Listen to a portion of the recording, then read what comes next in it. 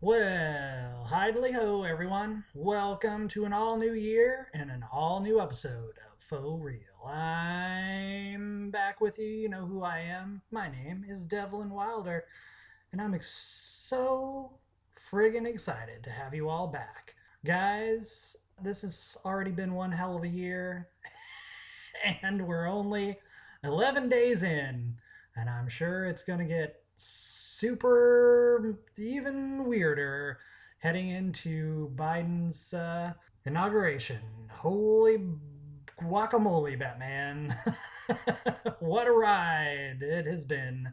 Guys, I really hope that you're feeling okay. I hope that wherever you are in quarantine or if you're still working, that you're staying healthy and keeping in communication with all of your family and friends. Guys, don't forget to say hi to your parents every once in a while. Check in with your friends and make sure that they're feeling okay. Everybody's really going through a lot right now. I know that I'm definitely feeling a lot of feelings these 10 days and this past year. And I mean, man, there's been some crazy stuff going on.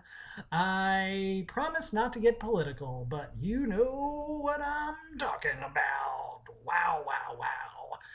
And speaking of wow, wow, wow, in this episode, I welcome the incredibly talented actress and puppeteer, Morgana Ignis. How cool is that name, Morgana?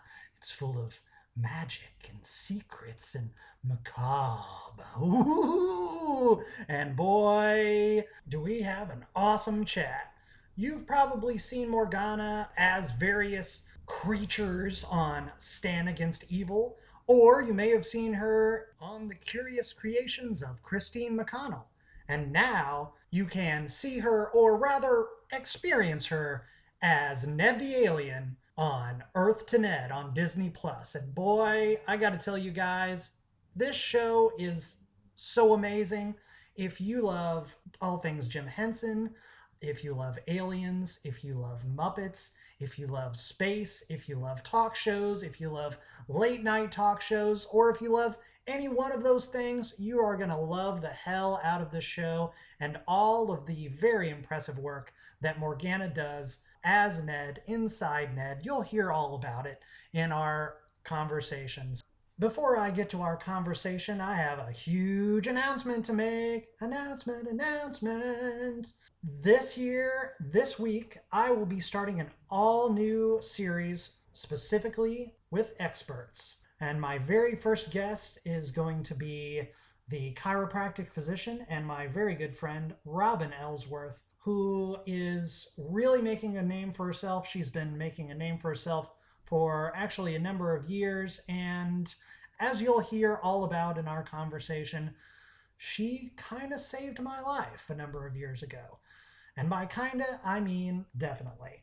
So definitely don't miss if you're a first time listener to this show, you've never heard it before, and you love what you hear, don't miss out on checking out my awesome expert series that's coming very soon right to this channel. You don't have to subscribe anywhere new. It's going to be right here, and the expert episodes will be coming out on Thursdays. So keep your ears peeled to that. As I usually say, and I'm so excited to say it because this is going to be a whole new year of amazing episodes, and I'm so glad that Morgana is joining me as my very first guest of this year. Without further ado, please enjoy my conversation with the excellent Morgana Ignis.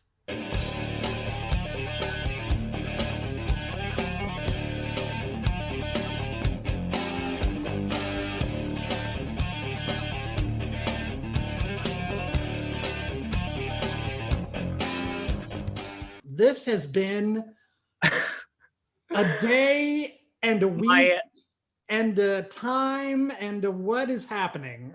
It's amazing that at the very least, since I'm stuck at home, COVID's happening right now, I'm not shooting or doing anything, at least there is so much entertainment so much entertainment that if I had something to do that would drag me out of the house to go do it, I would cringe miss at everything. having to yeah, it's been literally my TV is on like MSN in my living room, my computer's on CNN, my roommate's on the couch watching it. I'm in here. Like when the announcement was made today that he lost his Twitter, yes, I lost it. I absolutely lost we all did.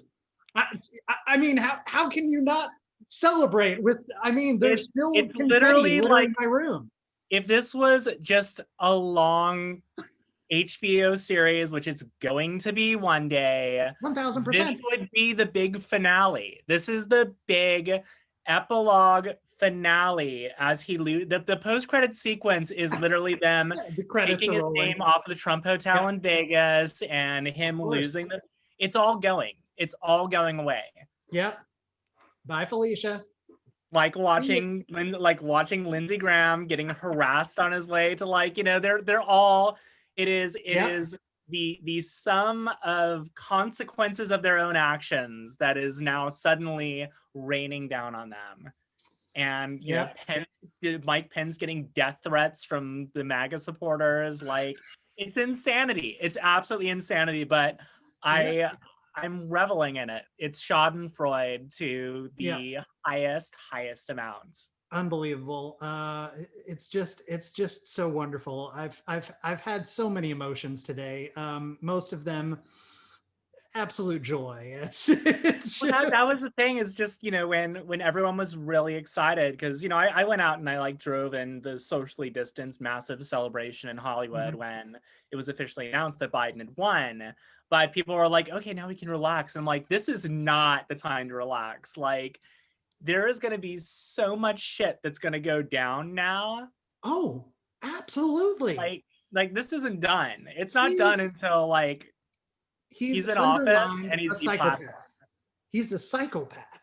So it's going to get, I mean, if we thought the situation at the Capitol was unbridled insanity, the next, 11 and a half days, I mean, because so he's kicked off of Twitter and Facebook and various other social media now. Awesome. But he's going to create his own. And then we'll see what kind of fun comes from that. Here's the thing about it is that his recruitment ability was all based on the fact that he was on major platforms. Like, it was the fact that people were able to share stuff, and people who were unknowing about all of this are just like, oh, I didn't know that. I better look in deeper. And it's like that trap. Apple isn't going to carry whatever service he starts. Android isn't going to carry what service he starts. Right. No one's going to carry that service. It'll be a website that I guarantee he'll charge for to like go on their message boards or whatever. But it's not going to be a big public thing where it's going to be mixed in. It's going to be his own little fan club. But the thing is, he's fucking broke. He doesn't have any money. He owes a ton of money. And on top of that, he's wanted in at least 3 states for felony charges. He sure is. Like, he's not going to have time to start anything because he's not only wanted for these felony charges, he's personally attacked and pissed off the DAs at all of them. So the news stories are going to be hearing is not going to be about him starting a new empire. The news stories are going to be hearing is about him in courts and probably going to prison, which honestly I wouldn't have said. I wouldn't have expected at all. I'm like, that doesn't happen, but I wouldn't have expected any of this. So now it's all out the window. Now it's like, I absolutely could expect him to be in prison. So we'll see. Oh my God, I'm gonna run out of confetti and glitter. I'm so overjoyed. And listen, welcome to the show. Thank you for having me.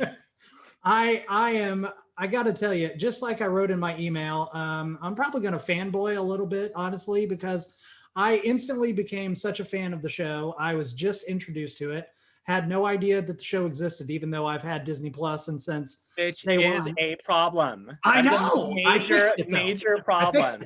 I fixed it. Well, no, it's not just with you. It's the problem is that everyone we've seen who has watched the show has loved it, but they run across it by accident. They run across it, without advertisements or anything. So what's going on? the problem is that we're on a Disney platform with Marvel and Star Wars. Yeah. And there's a certain amount of money and time and stuff that comes from Disney that gets put into all their shows. But there's also all this money coming from the massive merchandising empires of Marvel and Star Wars and all that. So, we've got some we've got a little bit of, younger sibling sort of stuff going. One of the million great things about the show, though, is if you're a Star Wars fan, it's got stuff for you. If you're a comedy fan, you'll be a fan of the show, right? If you like late night talk shows, you'll be a fan of the show. If you like random silliness and just insanity, you'll enjoy the show.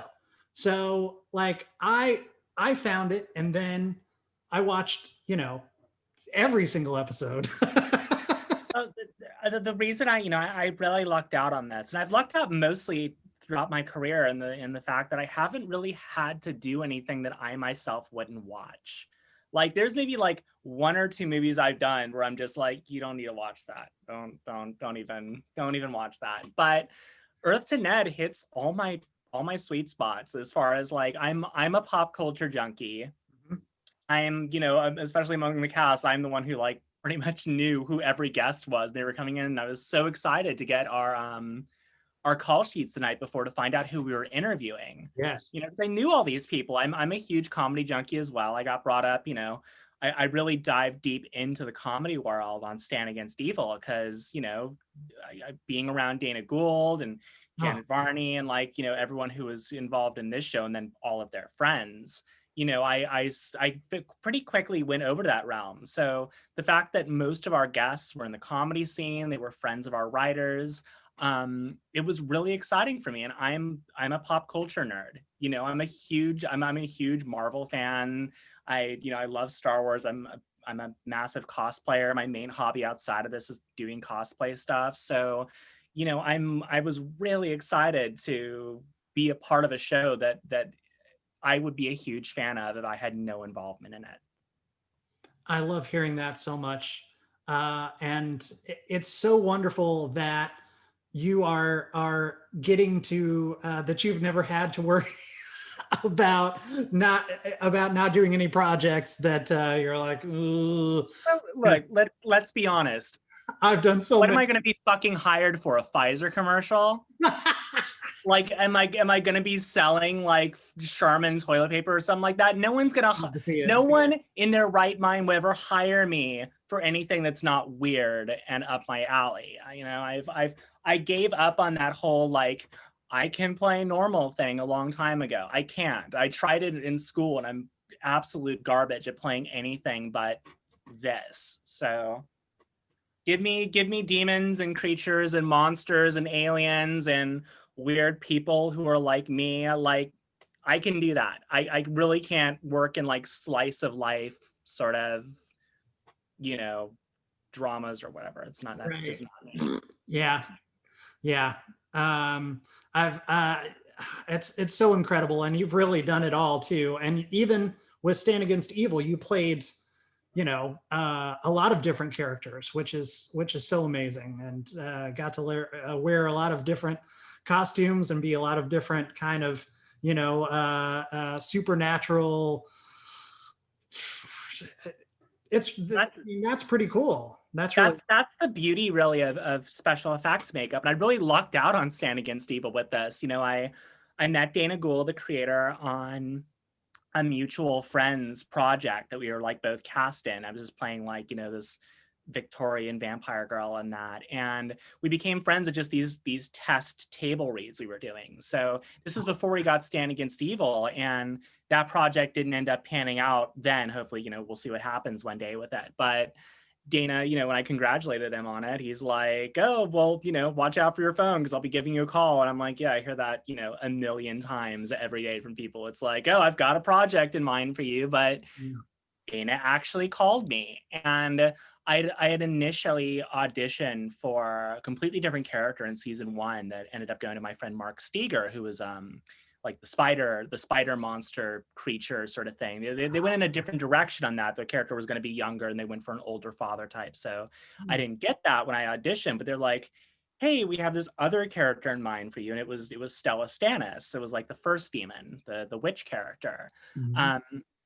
And then while I was talking with them about it, I had just done like another project where I played like a goat demon in it and was showing them pictures from that. And their thought was like, wow, if we have you in Atlanta anyway, we have to fly you out there, we're putting you up. It really wouldn't make a difference if you got put in a completely different makeup and played another character.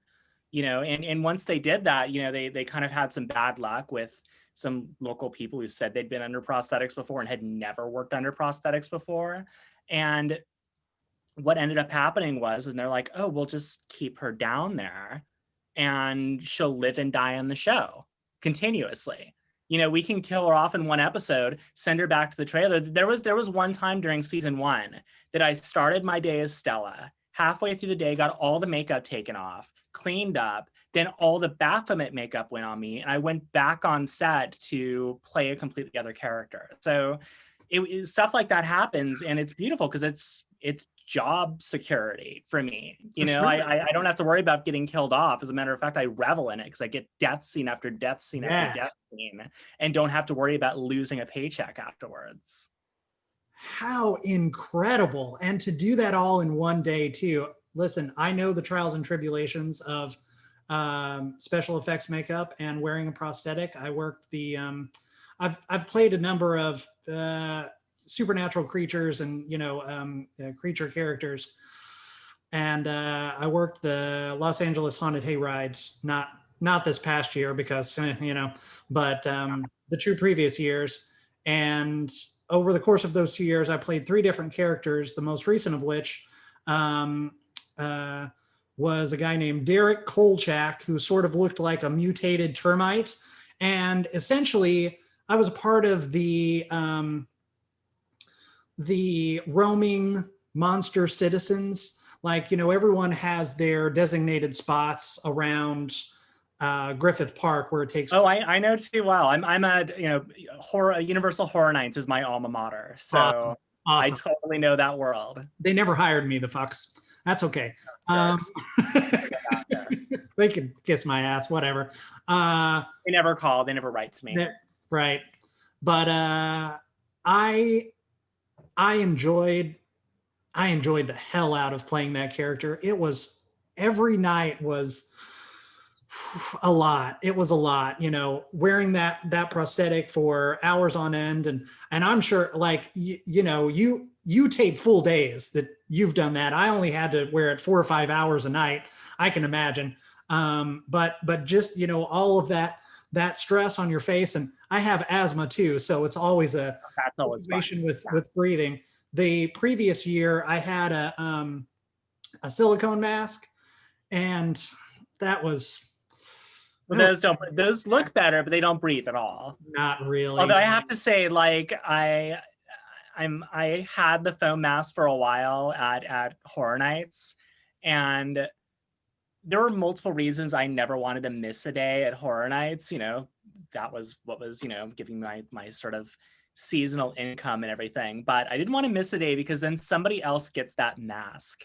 Yeah. And that means someone else is sweating in that mask. And then you really realize that what you're wearing is a colorful shaped sponge on your head. Yes. And I don't sweat much, so that's an advantage for me, as I really don't sweat. But there are some people who were wringing out their masks at the end of the night. And I'm like, if someone else puts that on, I quit. There's no amount of money you can have me. Like, I don't care if you spray that fucker down at the end of the night with it's not happening. But it's, it's an endurance rush to, I was always streets. I did I did the streets at Universal Studios, and it was, it's a massive physical improvisational um, test. You know, you're not only like having to physically keep up your energy and keep it up throughout the night, but if you're on the streets, if you're like around people and you don't have like, you know, you're not near a maze where you just pop up every 15 seconds, um, it's improv. It's improvising as the speechless character. And for me, it was also interesting because as you know, when I was in acting school, I didn't expect to be doing this sort of work at all. This was not. It was something I sort of accidentally fell into because I sort of had this quick sense of physicality. I was actually a stop motion animator before I started acting. So I had studied animation, I had studied motion, I had studied giving physicality to different characters so I can animate them. And then once I left that, I was on like Robot Chicken and Moral Oral and like a bunch of shows like that. I brought that ability, that sort of knowledge of animation with me to acting school, and then immediately fell into character acting. I immediately fell into like how to build a character from the bottom of your feet up, and you know, have the ability to like, once I look different, become something different each time. Because if I didn't know how to do that, they wouldn't have been able to use me on something like Stand Against Evil, because it would be the same character. It would just be like if I played 3 witches on the show, if I didn't make each one of those witches distinct, it would just look like the same character with a different haircut. I'd just be moving the same and doing all the same stuff. So working on character development, working in animation gave me a lot of the instinct and a lot of the ability to then get into like this sort of character acting stuff. But spending most of my time under prosthetics and all that, didn't expect that at all. That was a complete surprise. And how awesome it is. It's so fantastic. I love doing it. Um, how is working with the Henson Company? Literally the best experience I've had of my career, hands down, undoubtedly. The Hensons have been so wonderful to me. They've been so good, so supportive. Um, it's another thing where I quite like, you know, I talked like another of my castmates who was kind of in the same thing of like, how the hell did I end up here? You know, because I wish that I could have childhood photos like somebody like Kevin Clash does of holding puppets. And I was young, and it's like I've always wanted to work for the Henson Company. I always wanted to be a puppeteer. But while I loved that stuff when I was a kid, I was a big fan of the Muppet Show. I was a big fan of like all those, you know, had all the Sesame Street stuff when I was little. Like I was really into all of this. Um, I never expected to work in it. I didn't even know where to begin with working within that world of puppetry. So what got me into it was actually cosplay was my in. Years ago, I worked with a team at Cinema Makeup School to do this uh, big cosplay of Apocalypse from X-Men. I saw it. And yeah, absolutely insane work on them. But Fiction. and another character that I voiced and improvised for like 4 days straight, just staying in character and doing this stuff. So after doing that, I kind of went off of people like being like, oh, you're skinny, you must play skinny characters, to oh, you're really strong and can carry a lot of weight in these big suits.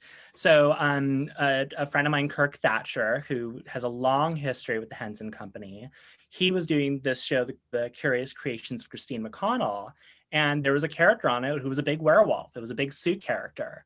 Animatronics on top of the head, but they needed somebody who was good with physicality and can carry this big suit. So I didn't expect to get it because I'm like, it's the Henson Company. They're going to bring in like a dozen people who have been doing this for years, and went in for the interview. I went to the wrong place first, so like Oh no. already screwed it up by going to the Henson lot instead of the creature shop.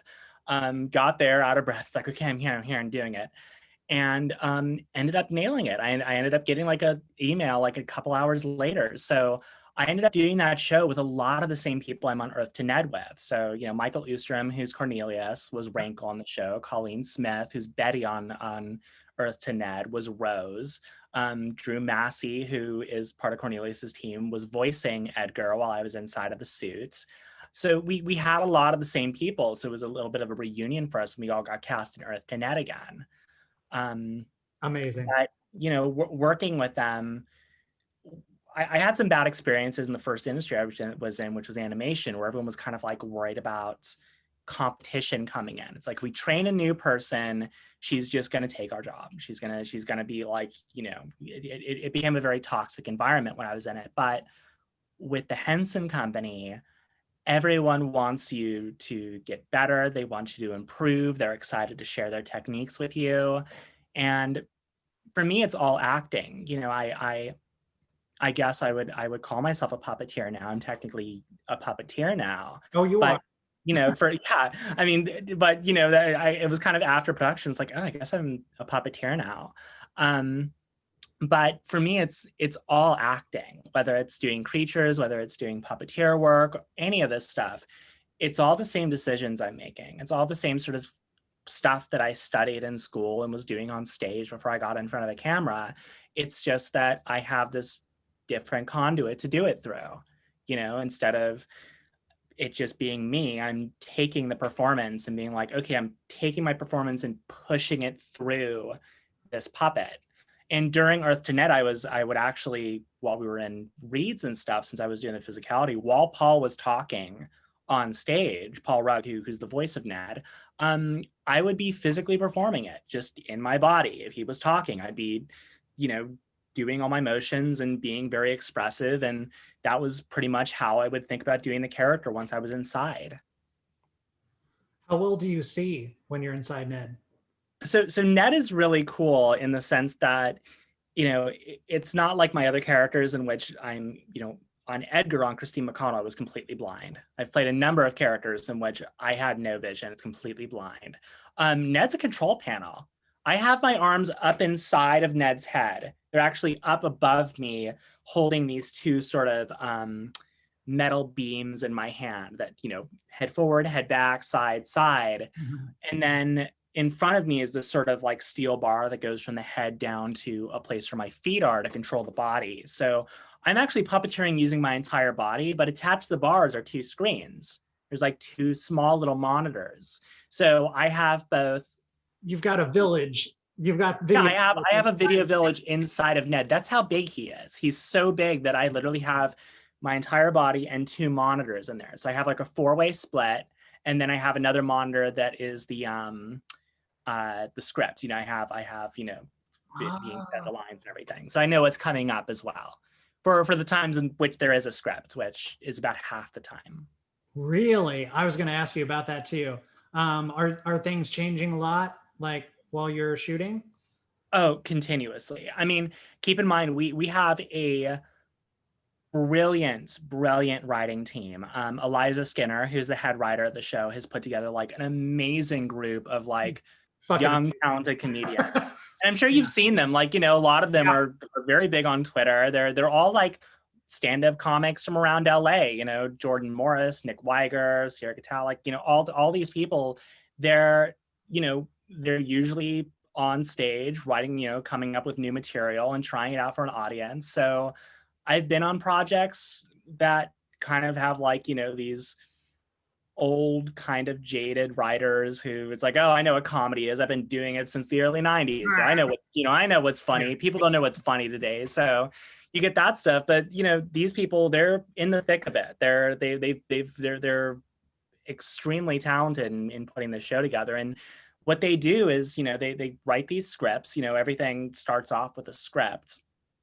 And then obviously the interviews are completely improv, almost completely improv. Sometimes there's kind of these things that are fed into it, which, are like beats to hit, like, for example, like Allison Hannigan, we had to put in there the fact that it's like, okay, it's pretty much going to be somewhat loose. We have our questions. We're going to ask you like a normal interview, and then it's going to take off from there. But we have to hit these notes of like, Ned is in love with you and you have to let him down, and, stuff like that. But between the improvisation of like Paul Rugg coming up with like, the insane, amazing, random stuff that pops into his head, and then Michael Ostrom as Cornelius, who like pops in with his quips, and, it's very loose in the sense that if anyone wants to drop in, anybody who, any three of the characters have something to say, they're free to drop in and, treat it like it's Conan or something. I have to say, I want to I want to applaud and give all of the accolades to the writing team, because it really is one of the best written shows, the best written comedy shows I've ever seen. And I mean, it really does stand on its own as far as a late night talk show. It's silly and over the top, just like you would expect it to be, with an alien host and it's Henson and all of that. And it is very, but some of those quips, and I'm sure well, I mean, I know you saw several of my tweets, because I went on a tweet spree after, while I was watching the first 3 or 4 or 5 episodes, and I just couldn't get enough of it. It's just uh and much like Animaniacs, so much of the humor you really have, you're like, Well, yeah, well, I mean, Paul Rudd, his claim to fame in the 90s was he was the voice of Freakazoid. That was his show. So, he's from that sort of, like, a lot of that humor feels very like what we grew up with like that early sort of Warner Brothers zaniness. But the beautiful thing about it as well is that there wasn't too much of a like strict, this is the tone of the show thing for everybody. It really is this beautiful blend of kind of creative visions and creative voices, and every guest we had on played it differently, and it was so fun to find out what kind of interview we were going to get, because the guest would play it so differently with their own type of humor. You would have somebody who is like a very sketch show based person, like someone like Paul Scheer, who knows how to keep a scene going and knows how to like keep this comedy going. But then you'd also have like Tig Notaro, oh who my like God. Tig doesn't change, Tig doesn't adjust to your level. It's like what Brian was talking in an interview. So, And you at know, the end, she was like, I'm just going to beam myself out. But and the great thing about that is that made it such a unique interview, because I taking lost it. taking Tig's energy and combining that with like this zany alien hosting, and having her be completely unaffected by it it was brilliant. It turned out so well.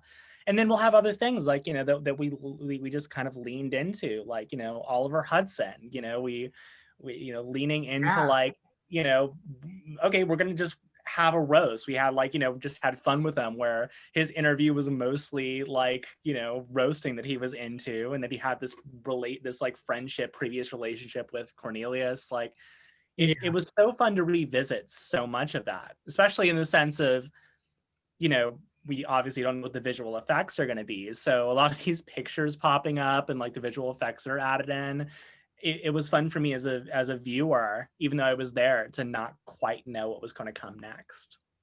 That's the show has such an amazing run of guests, and you're absolutely right. Like, everyone takes it a little bit differently. Tig's interview had my lungs hurt after that interview. I gotta say, I actually enjoyed Jennifer Goodwin's interview. Oh, I she was the so most charming and so sweet. was she? Oh, I love hearing that. Everyone was, but the thing about the show, and this is what they all had in common, as different as they all were, and as different as the interviews all were, the one thing they all had in common is how much fun they had on it. I've been on projects that have had special guests in, and it's a job for them. They come in, they do their job. It's like, oh yeah, nice to meet you. Go off to the trailer. Every single person we had on the show had the time of their life. They had so much fun. I remember like Darcy Carden, Yeah, literally like on the I love first, oh, I freaked out. I was literally, when we filmed that, was the week in which the finale of The Good Place was happening. So I was Oh, gushing. really? It Oh, was the one guest I managed to get a hug out of. So I got like, Darcy Carden gave me a hug on the way out, which made me melt. uh, But yeah. the first break she took, like, she broke from like how she was on set to just screaming her lungs out about how this is like the most fun she's ever had on a talk show. Oh, wow. So we really lucked out that we got the guests we did, but it wasn't easy, because how do you describe this show to somebody who hasn't seen it? A lot of the people we got are like, you'll notice they've been in other Henson things. Oh yeah. They've been friends of the company. They've done Puppet Up. They've done Muppets Now. If the Henson company calls them, they'll join in. Like RuPaul was somebody who Oh yeah. we knew we were going to get before we even started booking guests, because it's just like, yeah, RuPaul will just come. He'll just get, like, if you call him, he'll show up.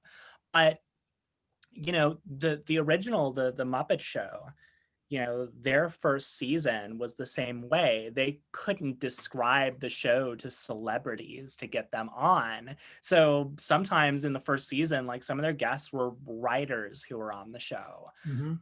It wasn't until that was a hit that they're like, we can get anyone we want. Like, we can get Vincent Price, we can get Elton John, we can get any of these people to come on the show, because now they know what it is. So when we do season 2, hopefully, we're going to be in a position in which I think we're going to kind of have our pick of whoever we want. Especially it's kind of getting a reputation amongst circles that it's really fun. It's not just a good show. It's not just like a fun show to watch, but it's a really fun show to shoot. When the Claudes appear, especially when the guests are on, like, are they like really that close? Are they as close to the guests as it looks like they are? Because I know. Okay, like you have to, like, keep in mind, like, there's the Ned desk area, like, behind the desk. Right. And whenever you see a Claude on the desk, that's somebody else who is in what we call the glitter pit. We call it the glitter pit because you notice, like, Ned wears this black with gold sort of glitter swirls thing. I don't know how that thing wasn't matte black by the end of it, because it never stopped raining that gold glitter throughout production. If you were down below, anyone who was working the arms, like Donna Kimball, who was on the front arms, or Greg Bellora, any of those who were swinging Raymond Carr, they came out covered in glitter every single time, like gold speckles all over them. So it was already pretty packed down there. But the more Claudes you see on the desk, keep in mind that's another person in that pit with us. Oh wow. And I remember the craziest amount of people we had in there was in the Dreams episode. There's this shot where Ned is like, Cornelius orders all the Claudes to, like, start biting Ned and, like, to wake him up.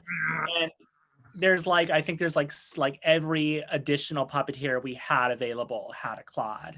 So even, like, Colleen, I think, got off of Betty and was, like, doing a Claude and everything. So we had probably about 5 or 6 other people in the Ned pits, and then people on top in green screen suits on the shoulders. So it was like cramming as many people into a phone booth as you can for a record. Like, how many people can we fit in this pit?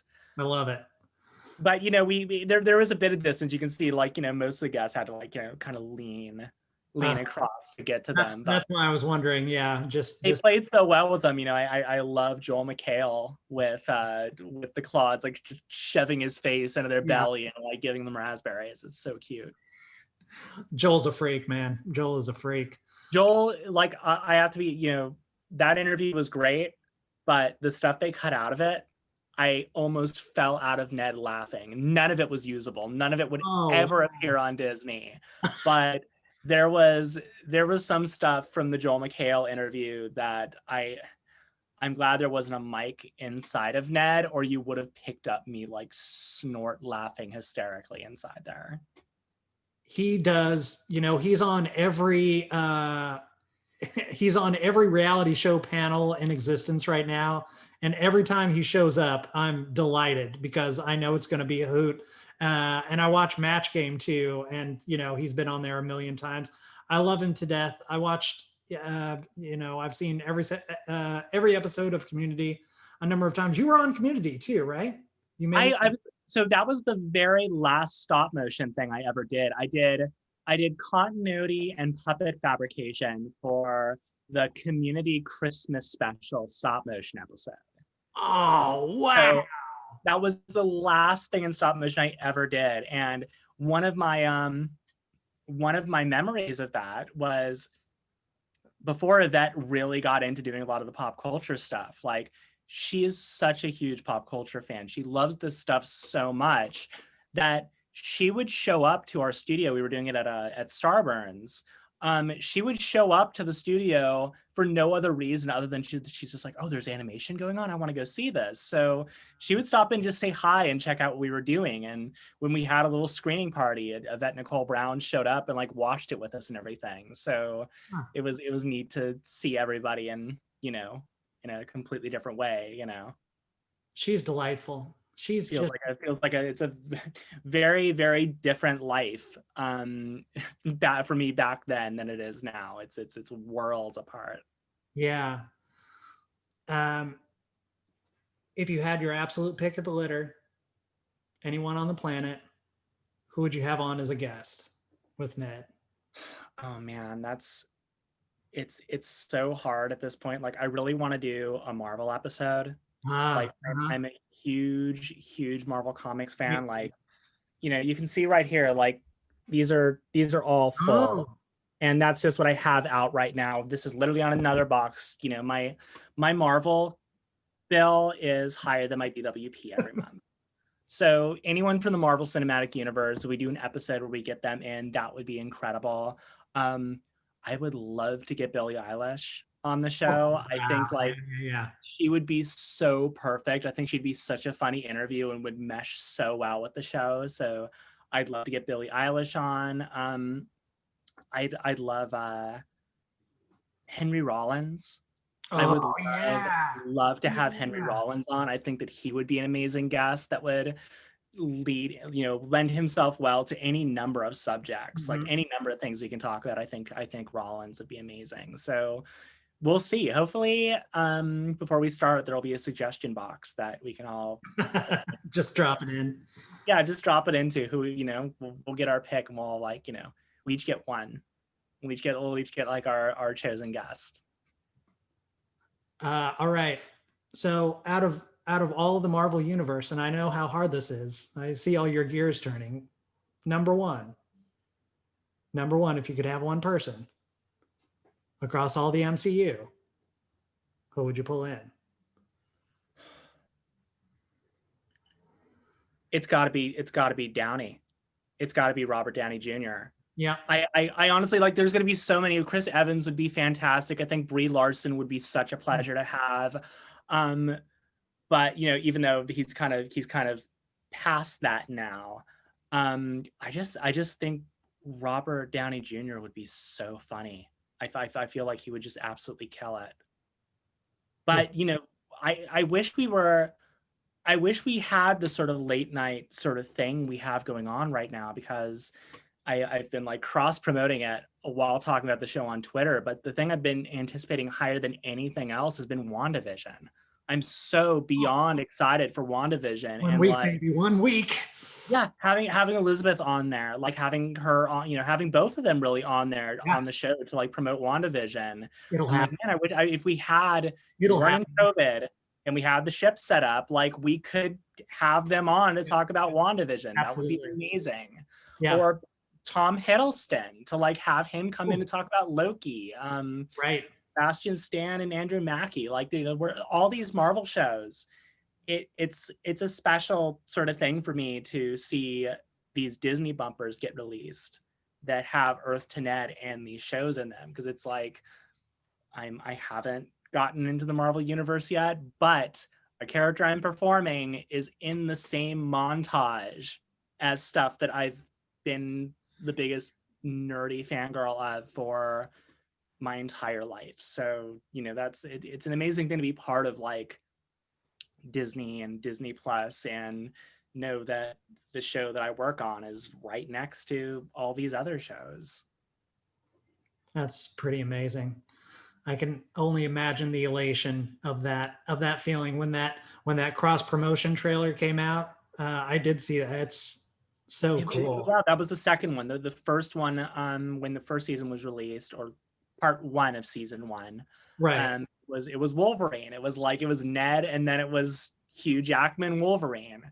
Oh, speaking of which, he's in Disney right now. Ryan Reynolds. Having Ryan Reynolds on Earth to Ned, that would kill. That would absolutely kill. Could you imagine if he came on as Deadpool, like a meta on top of meta on top of meta? I mean, we did that with the Star Wars episode, which was a lot of fun. Yeah, Having rolled in. That was cool.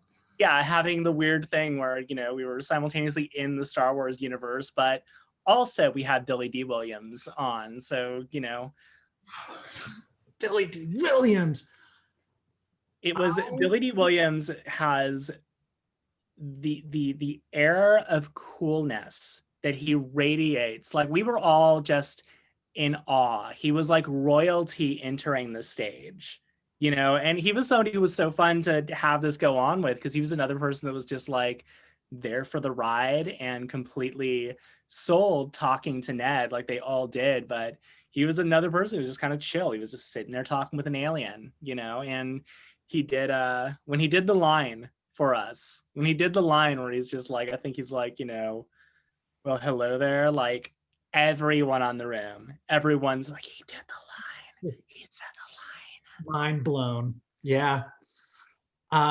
This is such a lame claim to fame, but I actually got to meet him very briefly.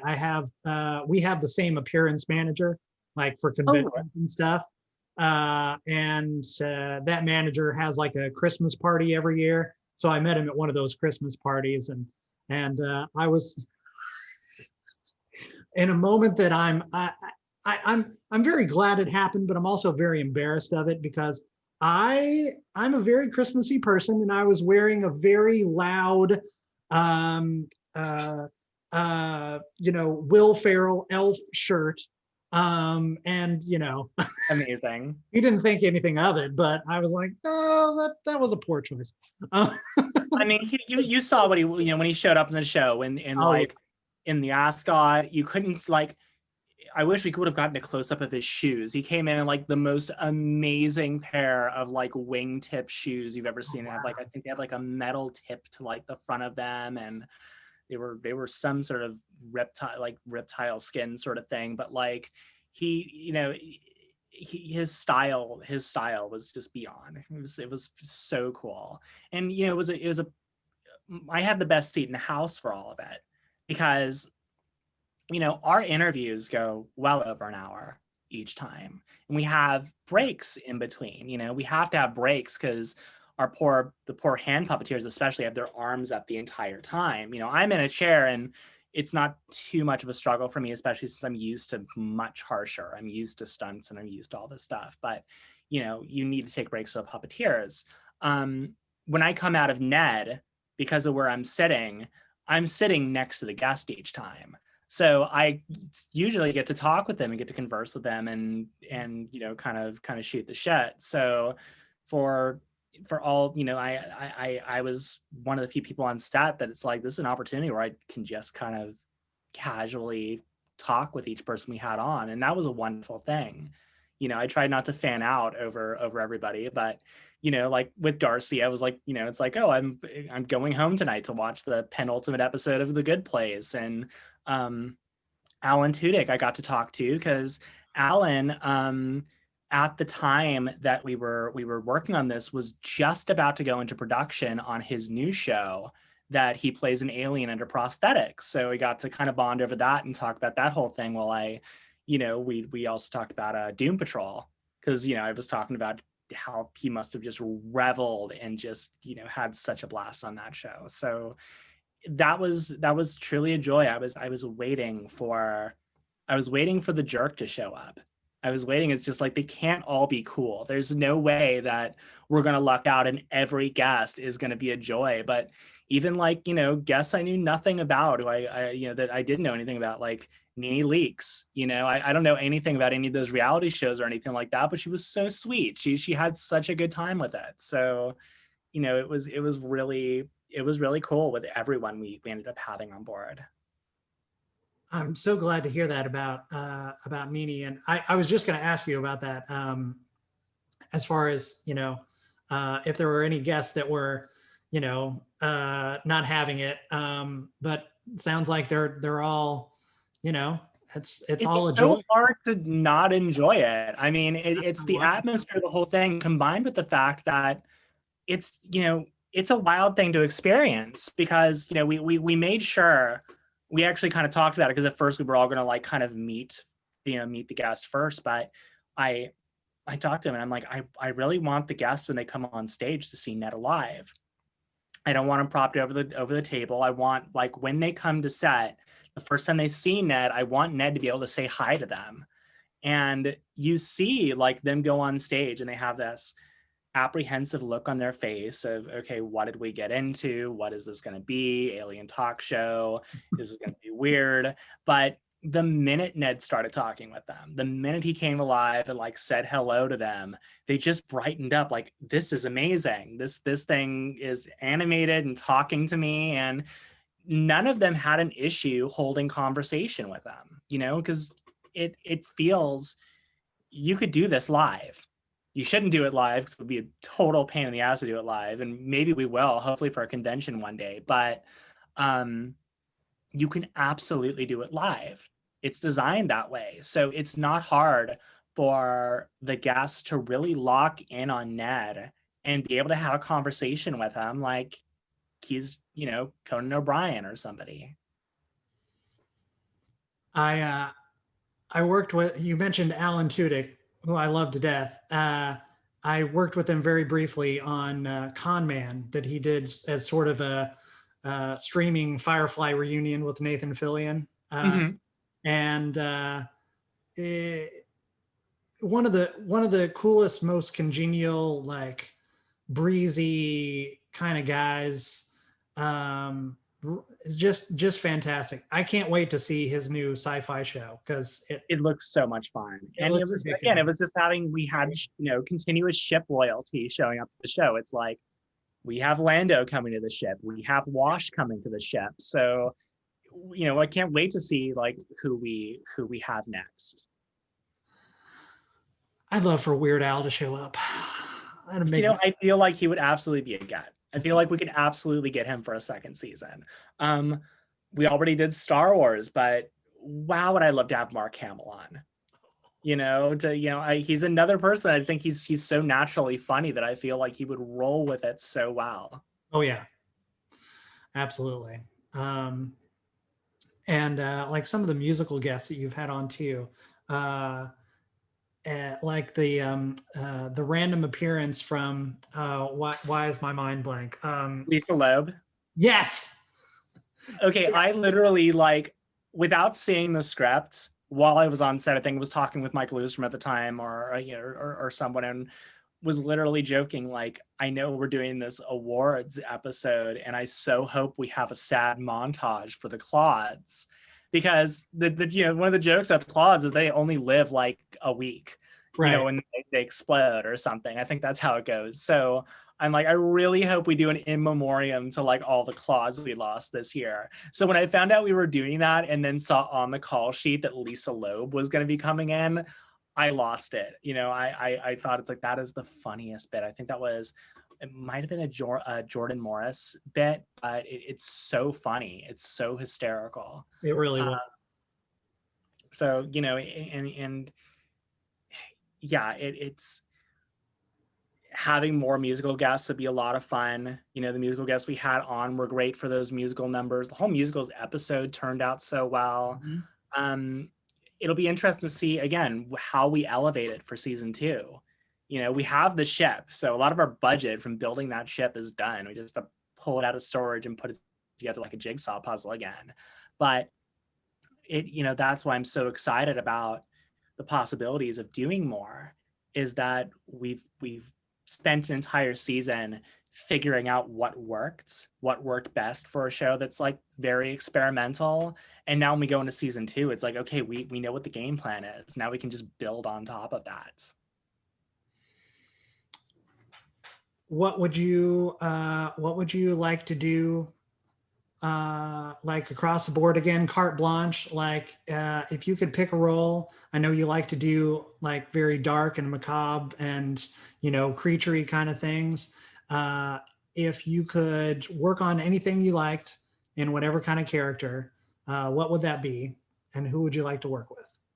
I'm trying so hard to get out of being hidden under prosthetics. You know, I'm trying so hard to play non-speaking creature roles. You know, I'm kind of past that. I'm very proud of the work I've done, but I feel it's like, I don't know if I can go further with that. You know, Ned's a different deal because Ned does talk. It's just not necessarily my voice coming out of it. So I'm looking at more stuff where I'm visible, and you know, I'm outside of that. You know, my dream project, especially like, you know, going off of Marvel, is doing X-Men stuff. You know, doing X-Men projects is my number one. Almost everything about, like, you know, some people who are religious, who kind of, you know, base who they are off of some sort of religious text or anything like that, or, you know, do that. For me, it was like early 2000s X-Men comics literally made me who I am. So doing that within the Marvel universe when that time comes would be amazing. You know, it's important to me for a lot of reasons. It's also a little bit difficult, and it makes it even more important because representation is a really important thing within the industry as well. And you know, being being openly transgender in the industry, and sort of being in the mainstream, where I'm on a very mainstream show, trying to break out of being hidden and being more visible within it is a challenge, but it's also something in which I have a little bit more privilege and a little bit more ability now that I'm not my foot in the door, but literally in the room, of just what am I doing in the room now. So COVID has sucked in a million ways, but at the same time, it has kind of allowed me to